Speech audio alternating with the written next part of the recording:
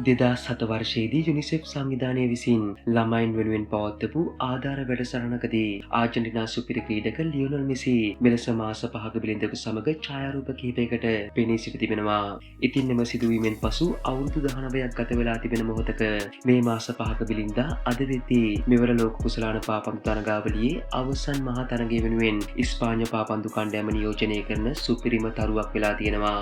ඉතින් ඔහු නමින් ලමින් යමාල් නම් ඉස්පාඤ්ඤ පාපන්දු කණ්ඩායම හා සුප්‍රසිද්ධ බාසිලෝනා ක්‍රීඩා සමාජය නියෝජනය කරන 19 හැවිරිදි කුරු බුහුටි ක්‍රීඩකයායි. ඔබ දන්නවා දැනටමත් මෙවර පාපන්දු ලෝක කුසලාන අවසන් මහා තරගයට ඉස්පාඤ්ඤය හා ආජන්ටිනාව සුදුසුකම් ලබා අවසන්. ඉතින් ලියොනල් මෙසි නම් 39 හැවිරිදි ආජන්ටිනා සුපිරි පාපන්දු තරුව හා 19 හැවිරිදි ලමින් යමාල් නම් ඉස්පාඤ්ඤ පාපන්දු තරුව මෙවර ලෝක කුසලාන පාපන්දු තරගාවලියේ අවසන් මහා තරගයේදී එකිනෙකා හමු වීමට නියමිතයි. ඉතින් දෛවය කියන්නේ හරි පුදුමාකාර දෙයක් කිව්වොත් මේ සිදුවීම ඒකට හොඳම උදාහරණයක්.